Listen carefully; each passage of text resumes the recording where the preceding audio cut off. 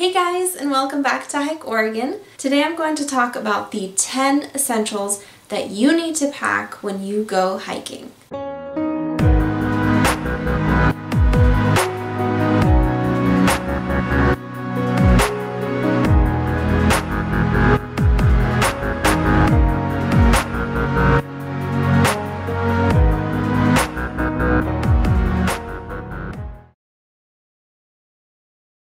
You may have heard about the 10 essentials here and there on different hiking forums or hiking Facebook groups, or you might want to participate in a group hike and, some of the rules state, bring your 10 essentials, that kind of thing. You may be wondering, what the heck are the 10 essentials?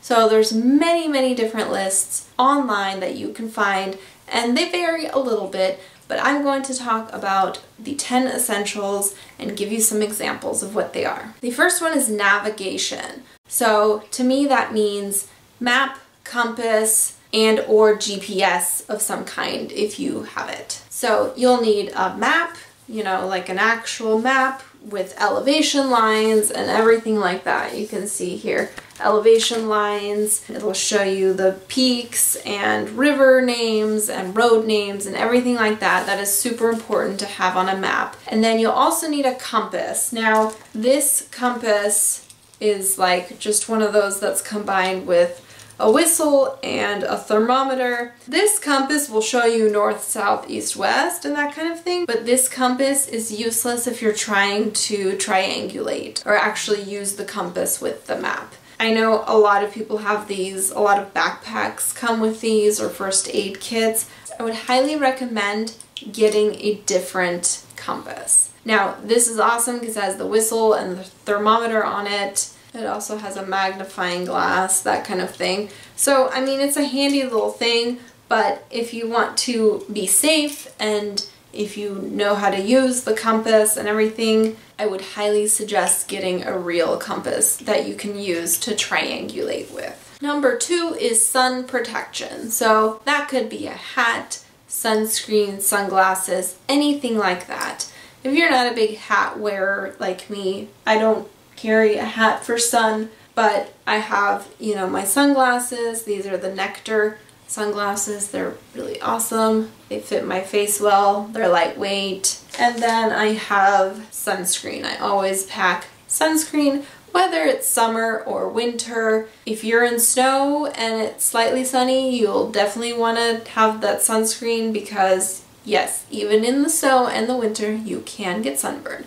But especially in the summer, this for me is very important because if I get sunburned, basically everything goes downhill from there for me if I get really bad sunburn. So that's super important. Number 3 is insulation. So that means extra layers. Always have extra layers. So even in the summer when I'm hiking in like 85-degree weather in the mountains somewhere, it might be super hot during the day, but those temperatures plummet at night. And if I were in an emergency situation where I had to stay out overnight, I can't start a fire here in Oregon in the summertime in the woods. It's a huge no-no. You can start a forest fire instantly because stuff gets so dry. So always bring extra clothing. Like I said, even if it's in the summer, I have a hat with me that I can wear to keep the warmth on my head. That's super important to me.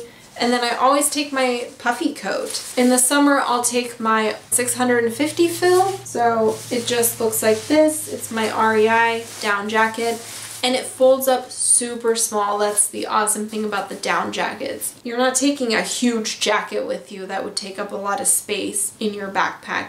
You're taking this very small, very compact, super lightweight puffy coat or maybe an extra long sleeve layer, although these are just going to keep you so much warmer than just an extra shirt. So I highly recommend getting one of these. In the winter, I'm generally wearing this already, but in the winter I will take an extra long sleeve layer so that if I were in an emergency situation, I could take my sweaty layer that I'm wearing underneath this off and put the dry layer on. If I were to be stuck outside somewhere in the winter, that would be huge for me because I get really, really cold if I have a damp layer on me. So I would take that off, put the dry one on. Again, having layers even in the summertime when you don't think you'll ever need it is so important. Number 4 is illumination.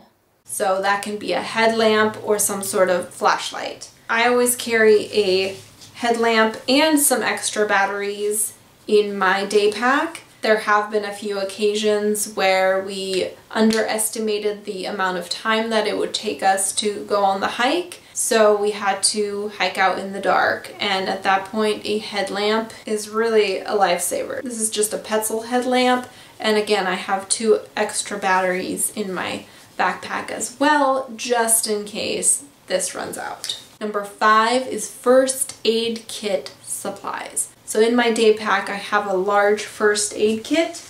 Looks like this. If you want to know exactly what's in this, I go through it in a video. I'll link it right here. But basically, you got your bandages. I also have water treatment in here, a knife, tape, ibuprofen, stuff like that. So it is very important to have a first aid kit. You will rarely use it, but in that instance that you need it, you'll be so thankful that you have been carrying this around. Number 6 is fire. For this, because I'm in Oregon, obviously I have my waterproof matches right here. So this is important. I also have a lighter for backup, but these are waterproof, so these are really great. And then again, because I am in Oregon, I carry a piece of, it's called fat wood, and it's pitch infused wood.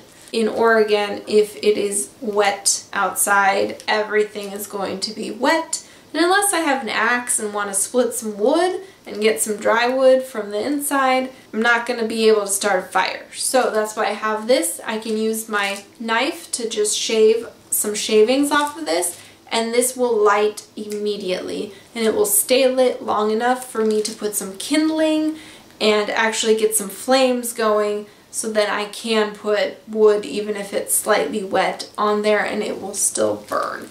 So if you live somewhere in the Pacific Northwest where it's super wet and damp 90% of the year, I would recommend carrying something like this. Another thing you could carry is cotton balls soaked in Vaseline. That is also similar to something like this. It'll start the fire right up. Number 7 is repair kit and tools. To me that means like a knife, basically. I don't really see myself carrying anything else besides a knife. Tools, you know, I'm not like mountain biking, so I don't need to repair like a bike. My backpack is super unlikely to break, and even if that breaks, you know, I could fix that without tools. So I would just carry a knife. I think that is the most important tool to carry, and possibly some rope as well. I would put that under the tool category. Rope can be super helpful in building a shelter, which is one of the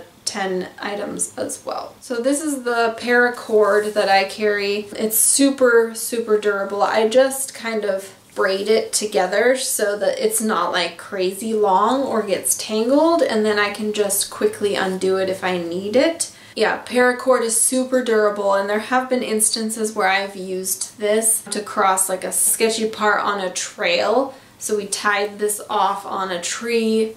We used the rope to cross the sketchy section so that in case we slipped and fell off the edge, we wouldn't go tumbling down hundreds of feet. This can be useful, and again, for building shelter, this is really handy. Number 8 is nutrition. So always, always, always have extra food. If you are in an emergency situation, food will be your lifesaver because it helps you stay warm and it helps you stay thinking clearly.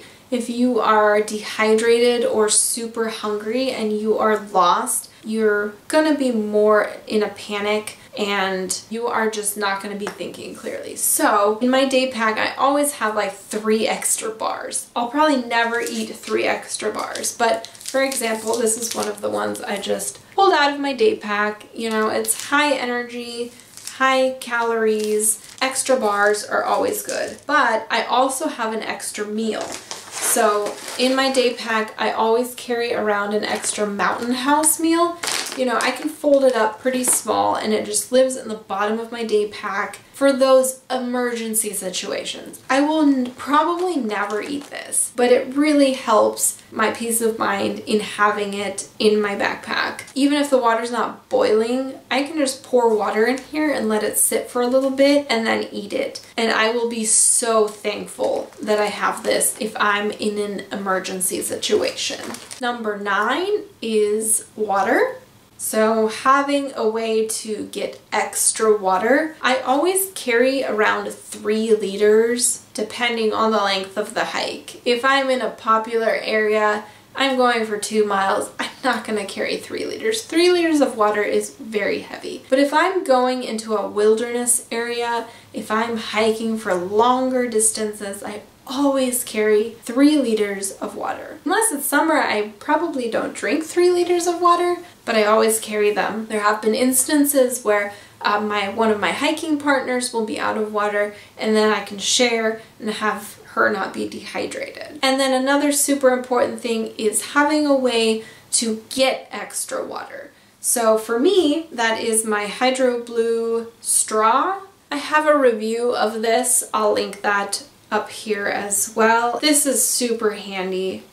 So all you do is pop the top off, open the bottom, filter, you stick this in the water and you drink. Granted, it's not a container, but if you're hiking, you probably have a water bottle or a water bladder. So even if I had to use my water bladder to get the dirty water, I could still use this to drink out of the bladder with this, and it filters the water. This weighs less than an ounce, guys. I highly recommend that everyone has one of these in their first aid kit.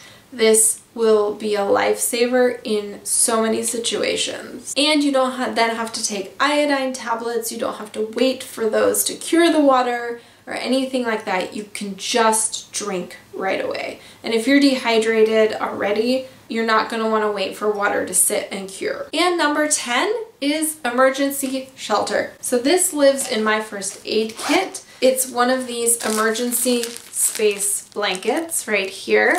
I can just wrap this around myself, or I can make a shelter with this and my rope. I can insert a picture here of how I would do this. If you want me to film a video showing you how I would do this out in the woods, please let me know. I can do that for you. But that's what I would do. I would take this and the rope, make an emergency shelter. Or I can just wrap this around myself and stay nice and warm. You never know what kind of situation you'll be in. So even if you're going to a super popular area or you don't think you're hiking very far or very long, just make sure to take a small pack and put these 10 essentials in there. It is super important. It could save your life or it could save someone else's life. I hope this video was helpful. If you have any questions about any of this stuff, please let me know in the comments below and I'll be happy to answer them for you. Thank you so much for watching and I'll catch you on the next adventure.